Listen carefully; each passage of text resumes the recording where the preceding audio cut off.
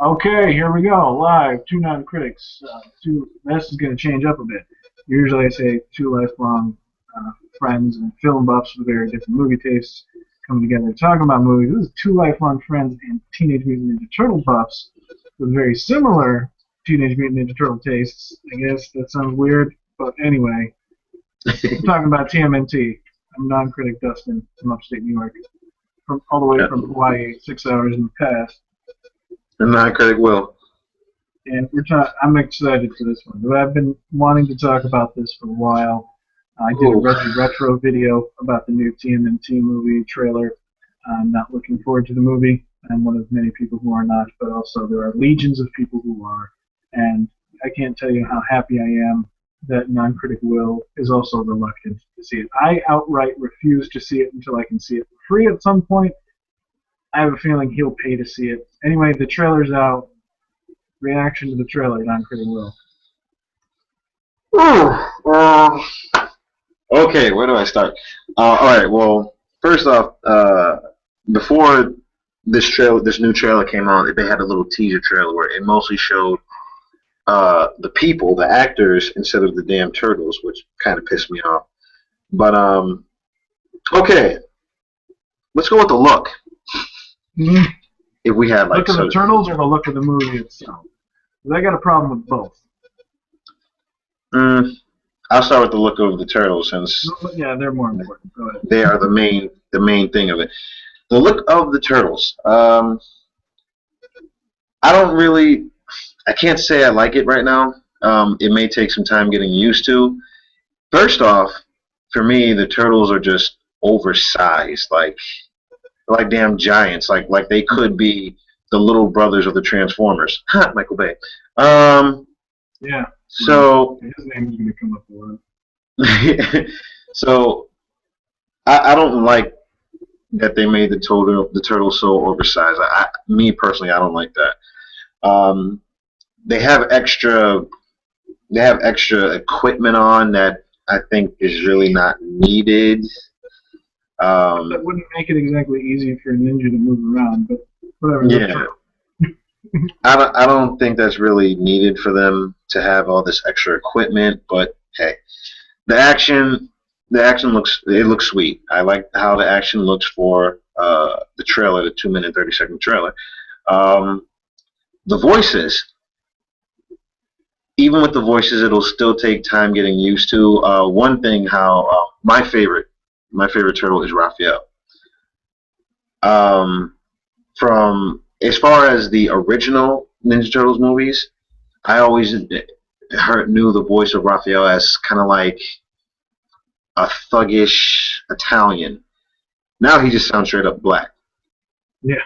So they changed it all together. I mean, it's not a bad thing, but it's just because of nostalgia, because of what I'm used to. I'm used to hearing Raph as like some thuggish Italian dude that wants to be badass all the time, like he's from Jersey Shore or something like that.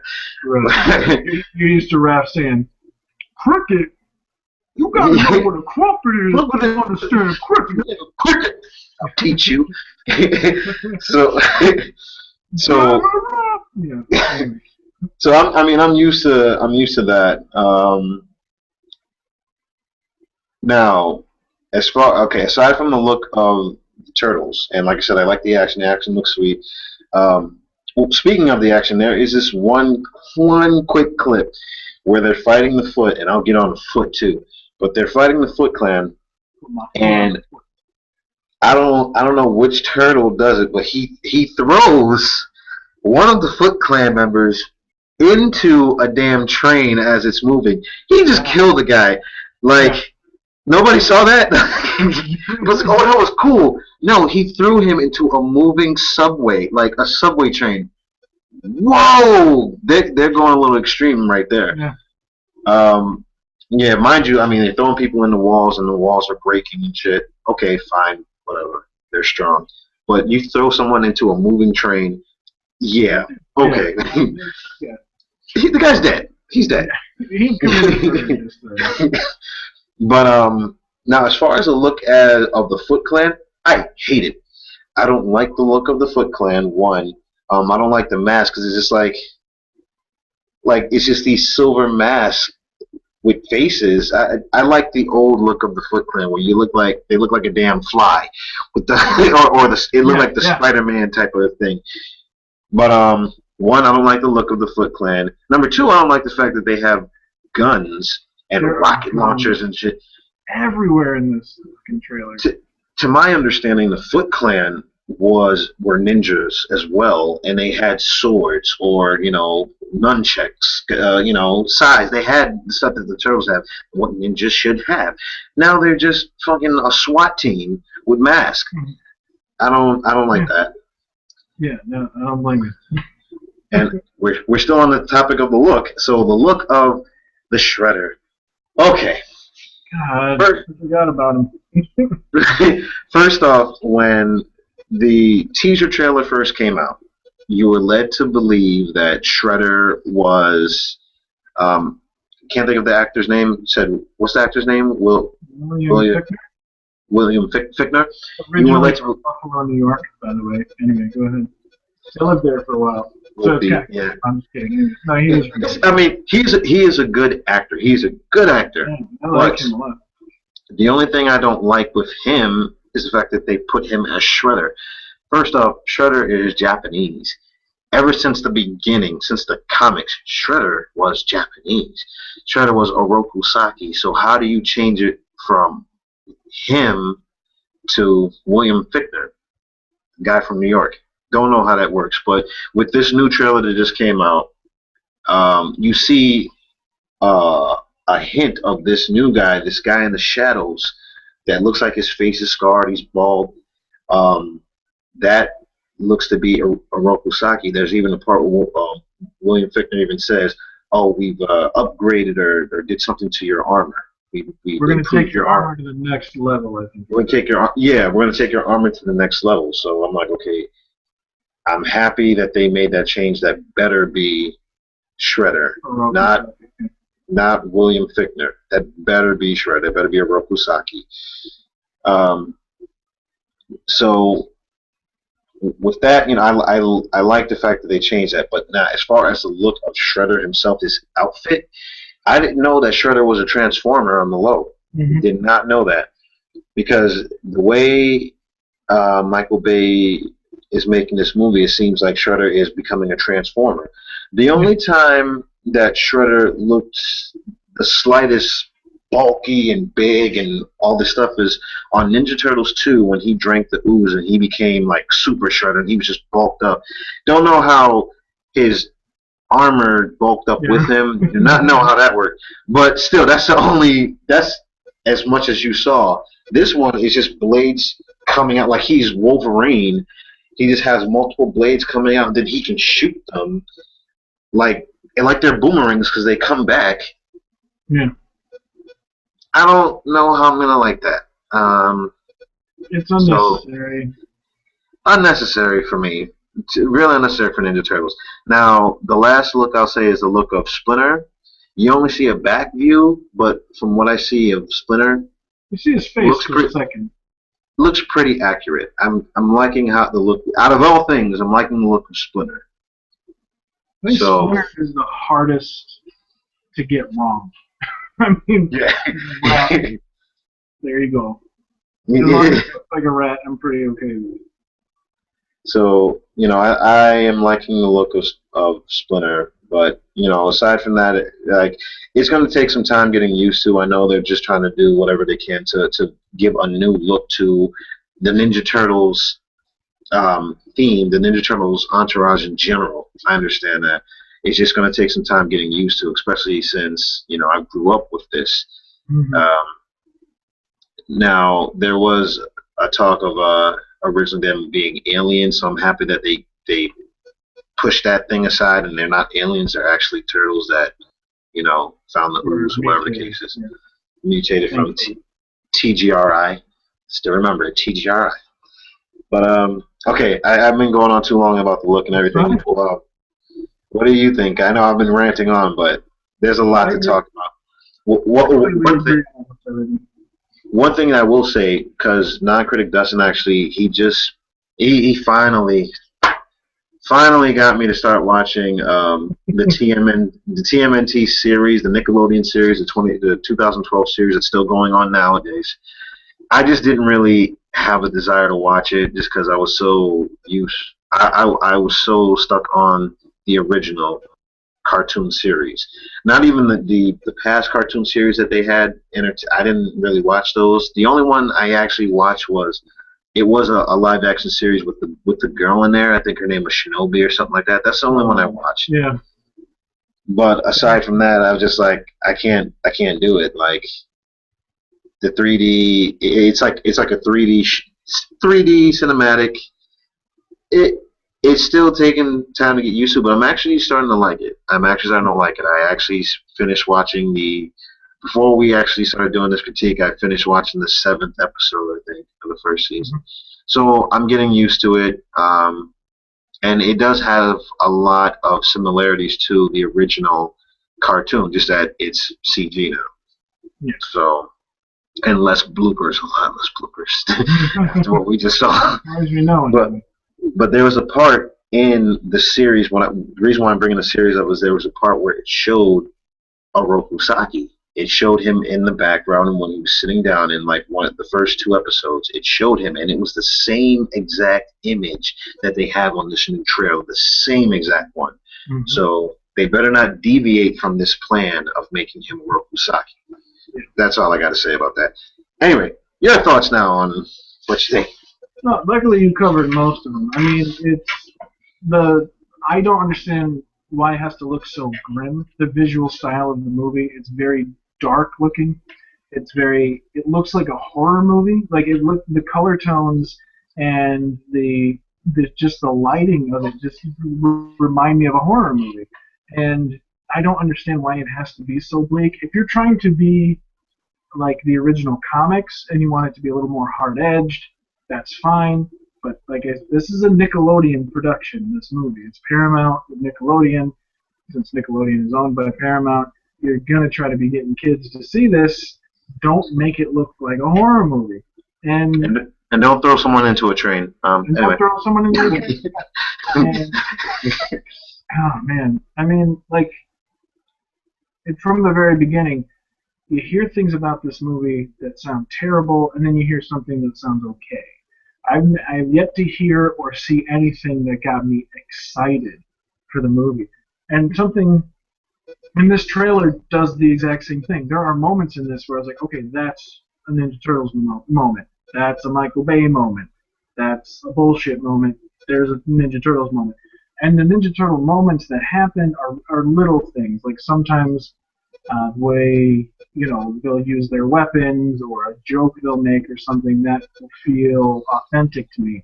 But then they'll do something bullshit. And it's been like that for the past few years, and the trailer is like that as well. And something I want to say, and this is probably the last thing I'll say about it, is I don't care. Everyone keeps saying this. You can say as much as you want that Michael Bay is not directing the movie, that he's only producing it. That provides no comfort whatsoever. It visually looks like a Michael Bay movie. Everything about it looks like a Michael Bay movie. The movies that Michael Bay has been only a producer on have been awful. Guess you know what movie he also produced that we just mentioned just in our last show? The Nightmare on Elm Street remake. He was the producer of that movie. He does not produce good movies. And he has his say in it. And this is the big thing. Is we compare Shredder to a Transformer. There's 2 reasons for that. Not only does his silhouette resemble like Megatron, but he's bigger and bulkier than he needs to be. He's bigger and bulkier than is functional, and he's over-endowed with metal. Like, this is a movie series that's based on a comic book that was created as a joke. They were just fucking around when they came up with Teenage Mutant Ninja Turtles. It just happened to explode. And so I can accept a lot of goofy shit. But you have to make that goofy shit feel credible within the world you're creating. And so far the world I've seen that they've created, there's a bunch of flashy garbage that isn't necessary that reminds me very much of Transformers. If you look at one single image from Transformers between like an Autobot and a Decepticon, it looks like a big bunch of trash, and you can't fucking tell the difference between anything. There's no singularity to it. It's all just busy bullshit for no reason, and it takes me out of the movie. And I don't think the action in this looks very good. I think the action looks too busy. I think it looks like a video game, and there's nothing appealing for it to me. I talk a lot of shit about action movies on this show because I have very low tolerance for them. But the biggest thing for me is the action scenes that I prefer are well choreographed, and they let you appreciate what's happening.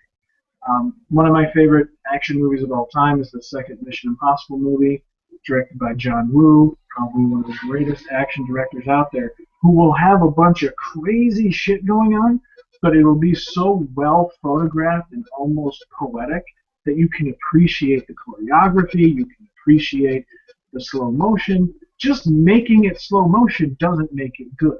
If what you're showing me in slow motion is a bunch of bullshit, what's the point? Like, there are scenes in Transformers where it's all big, it's all in your face, it's all messy and crazy, and it's in slow motion, and it just makes it look more confusing. And I got that feeling from this movie with the look of Shredder, the movements of Shredder, and a lot of the look and movement of the Turtles. And it's gluttonous, and to quote Andre the Black Nerd, who said it perfectly, it's a gimmick. It's a way of getting you to look at it.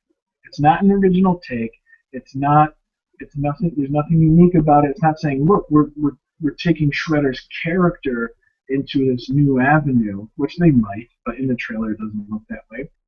They're just saying, look, we're making it bigger and flashier. Isn't that cool? And for some people it will be, but for me, no. You know, No. one of the things that I actually want to touch on too, when you were saying about how it's darker, and if this is a movie that's going to be made for kids, it shouldn't be that dark. There's one particular part that seemed a little dark for me. Was it seemed, I don't know if that was Donatello or Leonardo. It was this quick clip, but he was in a tunnel, and I believe he was in the sewer, and it looked like he was getting shot up, like there were bullets past him and everything, and it looked so like emotional, like he was about to die. I'm like, wait a minute, seemed a little too dark for my taste of Ninja Turtles. Like, you know, it's like you're making me believe he's about to like really get fucked up. Like he's gonna catch some bullets. And when I say dark, I don't just mean tone. I'm okay with a darker tone, but don't make it visually, the lighting and the colors and everything, they make it look like a horror movie.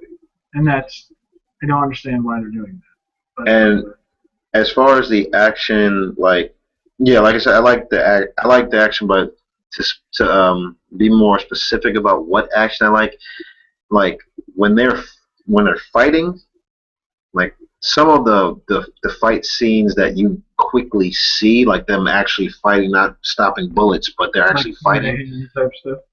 Yeah, like I like that. But when you see like Raphael getting slammed into a Humvee, I'm in the military, so you see him get slammed into a Humvee, and I'm just like, really? So the Army's included in this now, or they just stole the Humvee? This is nice.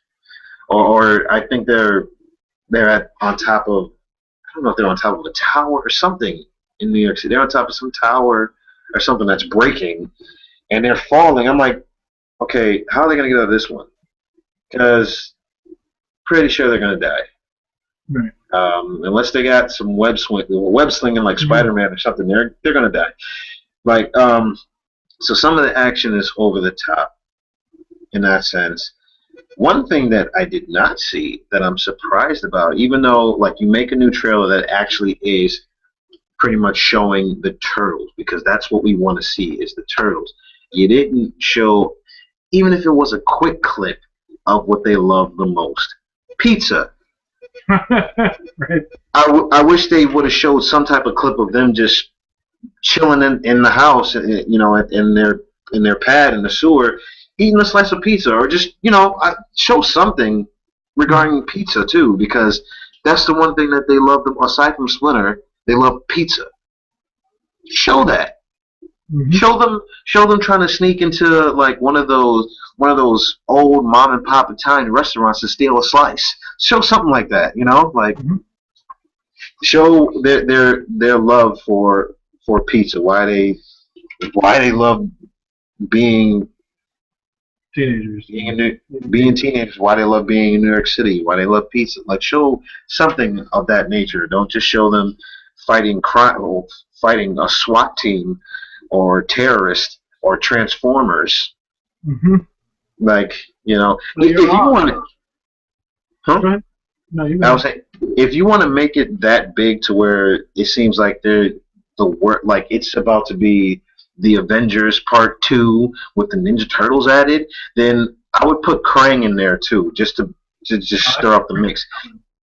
It would make, if you had Shredder look all bulky and Transformers like that, then it would make more sense to put Krang in there too, because then I'll be like, well, okay, if Shredder's going to be that way, it will make sense to have Krang and stuff, so you can add some alien stuff in the mix, so they need high technology. Okay. But you're just doing a rogue, like, and as far as, I know I already said about the Lucas Shredder, but as far as Shredder himself, Oroku Saki himself, I would do it old school. Like, Shredder wasn't all about all these gadgets and extra technology. Shredder was just badass. Shredder can take on all four turtles by himself, just as Master Splinter can. So I would rather you have a great fight sequence with the turtles versus Shredder, and have like a well-known Japanese martial artist play Oroku Saki and just getting that ass on the turtles. Like, no guns, no nothing, just whatever swords, bow, size, nunchucks, whatever you need. I want to see a battle like 1 against 4. And, you know, Shredder, he just has more skill than the turtles. But, you know, once they come together and see the weaknesses of Shredder, they can overcome, you know, like Splinter's been teaching them. Show me a battle between Splinter and Shredder where Splinter, like it showed in the trailer, is not dodging from retractable blades, but they're actually just having a one-on-one battle, you know, and it's an ultimate battle. Like, you know how hype a lot of people got when Star Wars Episode 2 came out, and at the time when you saw Yoda battled for the first time, everybody jumped off their seats, applause. They were just waiting for this moment for years. Let it be like that, where you see a climactic battle between Splinter and Shredder with just what they've learned over the years, all their skills, and it's all coming into this big climactic battle. Not guns blazing and blades retracting, and you look like Wolverine mixed with Megatron, mixed with some dickhead. I don't know. Just do something that makes it more worthwhile than it's just like, okay, we have to find the Allspark. Yeah. It's about, and I really want to transition into something else, but there's something I forgot to mention. It's with everything that you're saying, absolutely true. It's about extremes. Michael Bay movies are about extremes. It's the action is extreme, and the shift in tone is very extreme, and the look is extreme. If you showed someone an isolated clip from Transformers, like an action sequence, they would think it's this very epic, serious story, right? If you show them a clip of Shia LaBeouf running around being a goof, they'll think it's a very silly movie or a very goofy, charming type of movie. If you show them one of those racist GoBots, or if you show them one of the little toaster guys, they would think it was a cartoon, because there's no halfway point. And it's like that with the Turtles. If they had simplified the look of the movie, and if they had, like, the design of the characters, and if they had simplified, from what we've seen, the movements of Shredder and how he operates, then what you're talking about would happen. It would happen. We would get a moment where it's about a meaning of characters, it's about the characters themselves and the world they live in, and we would have that moment that would make us want to get up and cheer. But because it has to be so extreme, And so in your face, it's like, no, not only does Shredder have a helmet with a blade on it and have these little wristbands with a blade on it, he's just wearing blades. That's just what he's made of. He's like a transformer version of the Iron Throne from Game of Thrones. He's just fucking swords and all this stuff. And it's like, that'd be cool in a video game. This isn't a video game, it's a movie. And it should be dramatic and cinematic, which this movie, from what I've seen in the trailer, and it's important to say, this is just a trailer. The movie could blow our minds, and I hope it does. But from the trailer, I'm not getting that vibe. And where I do get that vibe is the current Nickelodeon series. The current Nickelodeon series, although the animation throws a lot of people off, and I've heard people say I can't watch it because I don't like the CG animation. At least each turtle has their own unique look. They're clearly turtles. Their design are very simple. You understand who their character is just by looking at them, and their personalities come through naturally. I mean, look at this is a very good example. Look at Donatello in the new show. He's tall, he's lanky, he's kind of gawky. He has a chip in his tooth, right? He's an adorable little dorky guy, right? In the movie, he's got this fucking pack on his back. He's got the nerd glasses. He's got the goggles. It's like hitting you in the face. He's got the NVGs. He's like, it's like, look, he's smart. He's smart. He's smart. You see how smart he is? And like the show doesn't really do any of that stuff. And like the same thing with Michelangelo. You see him in the show, he's just kind of like this. Probably got some pizza, and you understand who his character is. He's just kind of like laid back, goofy. Just a moment. And in the movie, he's got the dog tags. His face is over expressive. His mask is a little bit looser, so I guess, hey, look at that. And, you know, he's too much Michelangelo. It's like taking the idea of what you think Michelangelo is and just pumping it up. The same thing with Raphael. Yes, you look at that turtle and you're like, that's the tough turtle. That's the one who's got the chip on his shoulder. Literally, in the cartoon, he has a chip taken out of his shell right here. Yeah. That's all you need. You see his posture, you see kind of like this. He's got a chip right here, and that's fine for that design. But in the movie, he's big, he's got this bandana, and he's like super tough, and he's like, yo, this is awesome. And that's just, That's exactly how he sounds. You got, in the cartoon, which I love this new cartoon, you're able to make the turtles modern, but still have them reminiscent of what we knew as kids. They're still goofy. They all have their idiot moments, but they all have their strong character moments. And I have the same feeling towards, or the same reluctance for this turtle movie that I had for the last Airbender movie. I was not as big a fan of Avatar: The Last Airbender as you were, but I saw in that show a perfect movie. You could have just made a movie out of that show. Made a 2-hour-long theatrical film. Animated. It would have been perfect. They had everything in place. But instead, they fucked it up. And I feel the same way with this Turtles cartoon. The cartoon, the way it is now, just make a movie out of it, and it would be fine. You could get new fans, you could bring in old fans, you'll do everything, make all the money you want to make. Just do it like it is on the show now. You don't have to make it so extreme. And I guess you could look at it this way. The original show was lighthearted, it was goofy, it was over the top.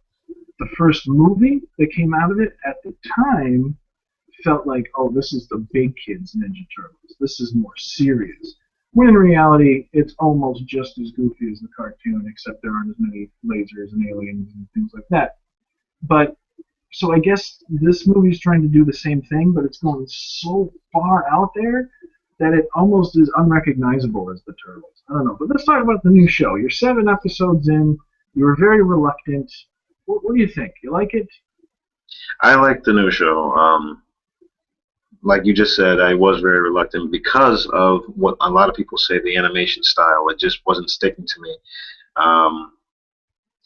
The reason why, well, I was explaining to you off air, is that you know, what ever since I was a kid, when Japanese anime first came out, that became my new norm of animation, just because it was upgraded from what I was used to watching. I remember when, like, the first time I was turning through channels and I saw a cartoon, but it looked more realistic. I'm like, what kind of cartoon is this? This looks really cool. And then, like, it went over the top, because then they start, like, no lie, you know, just innocent kid, but then all of a sudden some woman came topless. I'm like, what the? Whoa, hold up. This is a cartoon? Like, I don't need to watch this. I need to turn the channel. How is this a cartoon? But, like, you know, just seeing the style, how they want to make things realistic, as if it were live action, but just in cartoon form, it really stuck to me. And it's still stick to me to this day. I don't watch as much anime as I used to, but still the quality still sticks to me. Like, I remember recently, like, when I was watching like the X-Men TV series, the cartoon series, I found out that they have an X-Men series, but in Japanese style, in Japanese animation style. I mean, so do they have a Wolverine series and Iron Man also in Japanese animation style, and it looks really cool just because I'm used to that. So if I saw the Turtles like that, I'd appreciate it more. Like, oh man, this is awesome. I mean, Japanese animation style, it looks, to me, it looks more crisp, looks more precise. So that's why I was very reluctant on watching this, because I felt like I was reverting back, or I was dumbing down.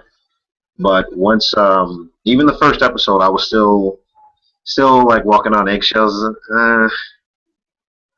But as I started going on, and started actually looking at the personalities of each turtle, and seeing, you know, the jokes that they do, just the comedy relief that they have, on top of being serious and trying to make sure they do what their master tells them to do, and, you know, they feel like their duty to help the people of New York City from evils that come their way.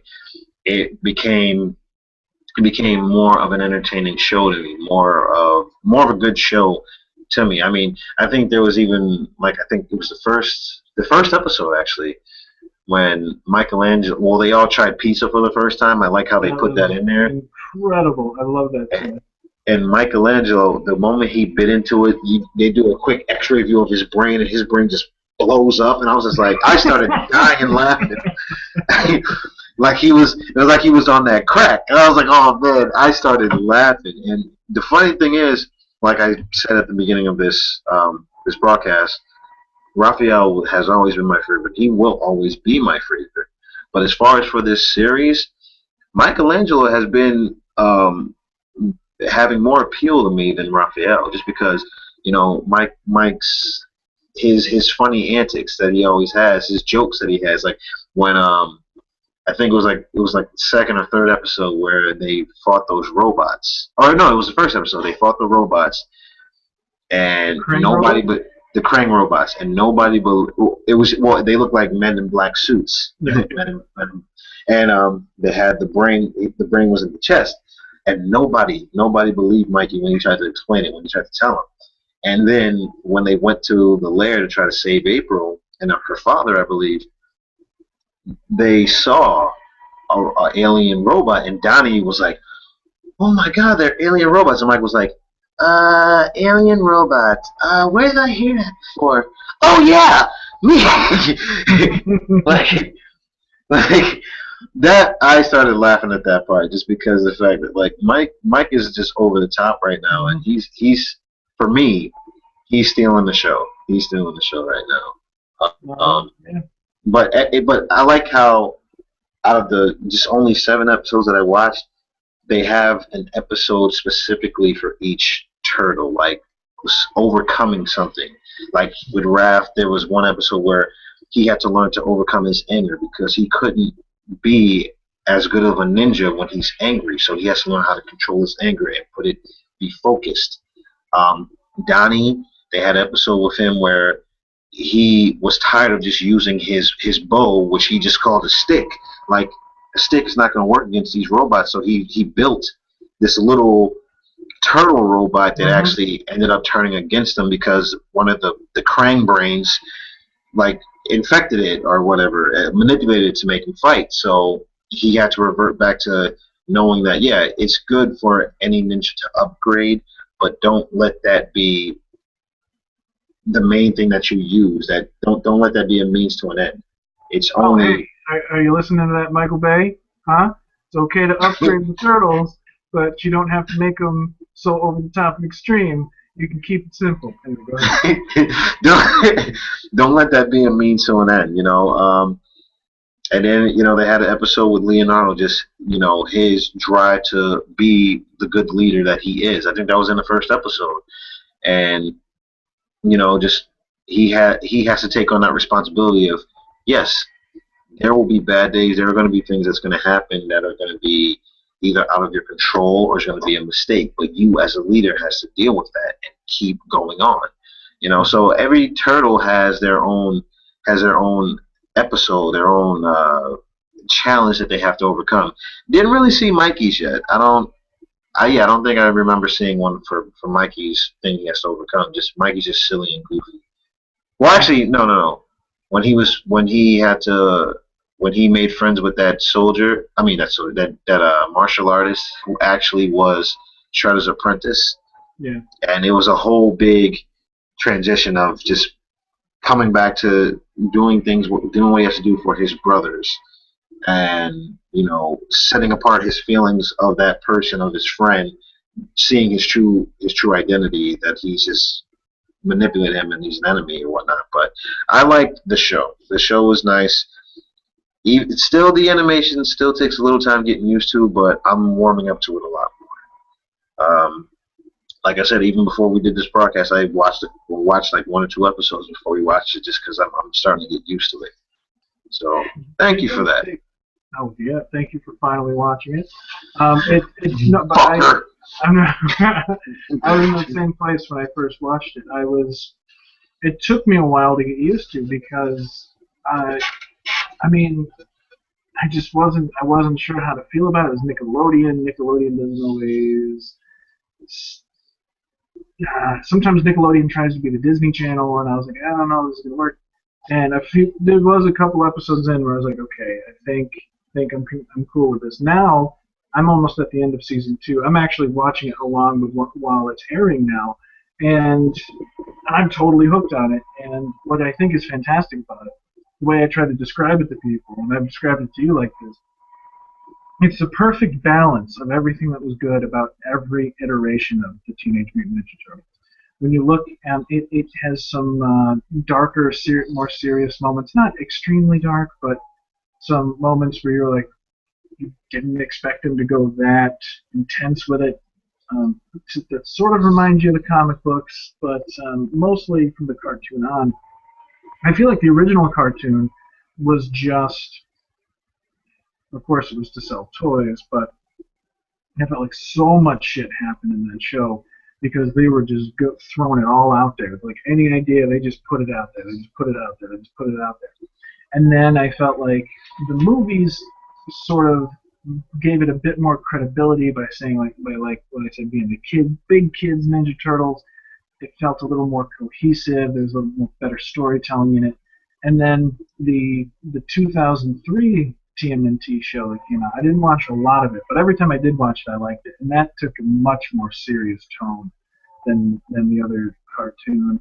And then this one really feels like it has all the same creativity of that original show, but it took the idea of more cohesive storytelling from the movies and from the 2003 series and sort of brought a method to the madness. Instead of just throwing out all these cool ideas that kids would just gobble up like candy, it said, we're going to give you that stuff, but we're going to build up to it. Like, there are some characters who show up in the show who are part of the old Turtles, like even in the movies and stuff, but they build up to them. They're not there right away. They don't just show up as these characters. Like Baxter Stockman, if you remember, yeah, in the cartoon, is a fly. guy. We mostly remember him as this Fly character. I don't want to spoil it, but that just happened in the show, like 2 years later. But they really, really built up to it. Other characters show up. I don't want to spoil, but when they show up, there's a reason to it. Like I said, they bring in all these great ideas. They bring in new characters that feel like they belonged in the old show, like the Neutralizer, who's literally a mutant newt, who is like an assassin and stuff. And it's just really, really fun to watch as a fan of the old stuff and as a new fan to be brought into this world that feels like the old world that I remember, but also takes it in these totally new territories. And I'm telling you, they do some strange things that I'm not going to tell you. But there is a moment that happened a few episodes ago, actually probably probably 6 or 7 episodes ago, where I was like, I don't know how I feel about this. I never expected them to do that, but I not only have I learned to cope with it, but I realized the show had done such a phenomenal job at building its own mythology and bringing in old elements of the mythology into this new mythology that they took a big risk by saying, look, we're going to do something with this character that you love, but we have built up this character so much in our own world that it's kind of our character now, and we're going to show you how much of our character it is and jump forward. Like, the only way I could really describe that is kind of like the latest season of Sherlock is there's an episode where Watson gets married. And they do things in that show which up until that point, I felt like they were always very, very respectful of the Arthur Conan Doyle canon. And then they're like, you know what, we're going to take a jump forward. These are our characters now. Yes, we've been paying tribute to Conan Doyle, but now these are our characters. We're going to do what we want with them. And they earned it, and I felt they did the same thing here. So I really look forward to how you're going to react to some things down the road. But I think you're well oiled enough to be able to roll with the punches. Now we spent more time talking on the trailer than I would have liked, but I want to say, like you're saying, your favorite characters is I don't have one anymore. It used to be Michelangelo. When I was a kid, all about Michelangelo. He was the funny one. Michelle Ivy, who does the Cowabunga Corner, she has a really cool perspective on Michelangelo, where he's sort of, yes, he's funny, he's goofy, but that's not all he is. He's always there as support for his brothers. He's kind of like the deflector of drama. It's like if drama's going on, he knows exactly what to do to get rid of it, for the most part. And I like that in this show. He does that too, but he really has to work up to that as well. But for a while there, my favorite character was Donatello because he had a little bit more going on with him. But now, where I am in the series now, I love them all equally, and like I can't pick a favorite because they all perfectly balance each other out. It's great. And I was gonna ask, have you seen? Oh man, I don't want dead air on this thing, but there was something. Oh yes. How do you feel about Booyakasha as opposed to Cowabunga? No, I can't. Cowabunga still fits for me, not Booyakasha. I can't do it. No. It's flat out no. If we had this conversation about a month ago, I would have said the exact same thing. However, I have come to a point where I love this new show so much, and it is now my new favorite version of the Turtles, that when I hear Booyakasha come out of Michelangelo, I feel the same way I did when I used to hear Cowabunga. But here's another cool thing. The guy who's like the head honcho of this show obviously loves the Ninja Turtles.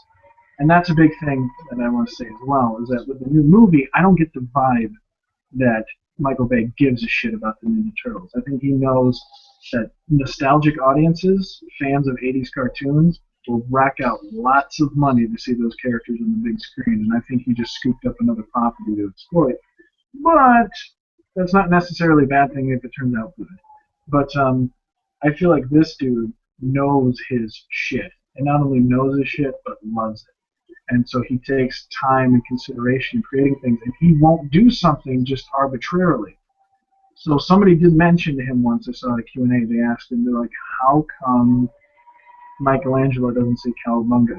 He's like, well, we just told Greg Sipes, who does the voice of Michelangelo, just say what feels natural to you instead of cowabunga. Let's just try some stuff out. And just automatically he said, Booyakasha. And so they stuck with it. He's like, but if you notice, we tend to weave in old elements of the Ninja Turtles, classic elements of the Ninja Turtles. He's like, so just because Michelangelo isn't saying it now doesn't mean that's always going to be the case. He's like, I feel like we're getting to a point where we're ready for Michelangelo to say cowabunga. And I was like, the fact that he's showing it, I mean, he might be doing it because there's a bit of a backlash, but the fact that he's showing it that much respect to say, look, we're not just going to make him say cowabunga just because you love it. We know how important it is for that character to say that, and we're going to make it worth the wait. And I think that is incredible. I really do that. As goofy and silly as the Turtles are, the fact that something like that, we just take for granted that he says cowabunga. The fact that he's like, no, we're building up to it. That's intense for me. I love it. And I don't know, what do you think of Michelangelo's voice? You like that? As opposed to like the burnout surfer. Hey guys! He's more the burnout slacker. I guess he still sounds like he's high. I like like after the first episode, the first two episodes, it took time getting used to. His voice is more kiddish, I would say, more childish. But now I'm used to it. I'm actually used to it, and it's he's funny. He's funny as hell. I'm used to it. Okay, well, we could spend forever talking about this. You have last point? Yeah. Yeah. I'm gonna give it just a few final thoughts, quick and to the point. As far because this whole thing is brought up because of the new movie that's going to be coming out and stuff. What I would like to see is, like I said before, have a well-known Japanese martial artist play Oroku Saki, so there can be a climactic battle without guns, without big heavy machines, just natural, classic Japanese weapons. Have a good fight. 1, 2. I would like to see them introduce Casey Jones. If they do, I would like to see them introduce Casey Jones. In the movie or the show? In the movie. I'm talking about the movie. You're back to the movie. Yeah, it's just a final thought of it. Because I would like to see them introduce Casey Jones, show their love for pizza, and then if you're going to make a sequel, if it makes good enough money for it to be a sequel, introduce Krang and Bebop and Rocksteady. That's all I'm going to say about that. I am convinced, almost 100% convinced, that they're going to pull a Marvel. And maybe they won't do it after the credits or during the credits, but there's going to be something at the end of this movie that's going to be leading to Krang. Mm-hmm. Anyway, go ahead. That probably is. I mean, I think you're right. I think they're going to do that because something that they are constantly rebooting, and now they're making a new live-action movie because of how well-known it is, how successful it is. Yeah, I'm pretty sure they're going to make a sequel. And to not do Krang would be a big mistake. Except, I don't know if I want to see Michael Bay's version of Krang. Krang, or like I said, Bebop and Rocksteady. Instead of Tokar and Razor, because that was only for the movie. That was only for the action. You know, one of those characters I mentioned coming back, one of them is Razar. What? And here's the thing, you've already met Razar, you don't even know it. Yep, see? You look confused. That's how this show works, man. Oh, crap.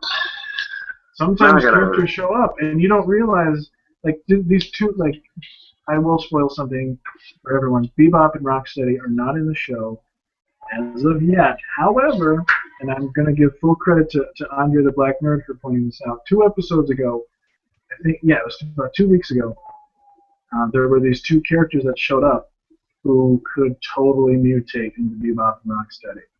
One, he has this mohawk, and he's kind of sillier, and the other is very like steady, like a rock. That's how Andre put it, I believe. That I could totally see them, and they work together. I agree with them. They're probably going to be Bebop and Rocksteady. But Razar is in the show. Wow. Anyway, I didn't mean to interrupt you. No, I was pretty much done with my final thoughts on Oh, and also Tokar and Razar. I'm sorry, I keep interrupting you, but you said they were only in the movies. Tokar and Razar do show up in the original animated series, but after the second movie came out. Okay. And they talk, and they can speak in perfect English to each other. They're not just anyway, I didn't know that. Well, I was saying those are just my final thoughts on everything. Yes, like you said at the very beginning, I probably am going to go to the movie theater and pay to see it because it's a big name. It's a big name, and I want to see, are they going to live up to its success, or even halfway to its success. So yeah, I'm probably going to pay to go see it. And just hope this doesn't turn into another Man of Steel situation, where I get a text from you about how amazing it was, and then I see it and I get so pissed off I almost demand my money back. But I hope that doesn't happen. And like I said, I was just talking. With two non-critics with very different tastes. I went long and hard about that line, but I was just talking with my girlfriend about it before we did the show, and I said the only way I will see the Teenage Mutant Ninja Turtles movie in the theater is if someone not only pays for my ticket, but goes through the trouble of getting me there. So let's say if you still lived here, and because he's not from Hawaii, folks, he's just there temporarily. If you still live here and you're like, Dustin, I saw TMNT, I think you should see it. I'll pick you up, I'll buy your ticket, I'll take you on a date to see TMNT. then I'll go. Or if my dad, for some reason wanted to do it. But I will. What I can do, I can pay for you to. I can pay for your ticket. Yours and Amber's, and I can pay for y'all to get there. Take the bus there, whatever. I'll pay for that. Nope. Somebody has to physically transport me there. I'm not going to go on my own free will, man. Okay, well, I can physically call a cab. There's still not a cab service. And the cab driver has to get out of the car, come to my door, say, I'm here for this specific reason. It's going to be tough. No, I mean, if I hear enough good things, I'll probably give it a shot. But from right now, I have no intention. Anyway. Oh, and my last thing, I just hope it's 2 hours. It better not be an hour and a half. I'm going to be pissed as shit. At least be 2 hours. If it's bad, be an hour and a half. I heard the new Transformers movie is like 2 hours and 40 minutes long. What the fuck, man? You don't need to make the movie that long. It's not Lord of the Rings. So please don't do that with Teenage Mutant Ninja Turtles. And if it's bad, make it like 25 minutes long. That'll be fine. But we're going to do another show where the format of the show is changing. They're not all going to be this long anymore. And it's like kind of a last hurrah for a longer one. But we're going to do a show where we talk about all the TMNT movies in one show, minus the movie, unless that comes up. But until then, we're the two non-critics. You are non-who? Or non-who? No, sorry. I'm tired. But I will stick to Cowabunga. So will I. I prefer Cowabunga, but I'm sold on Booyakasha now. And on that,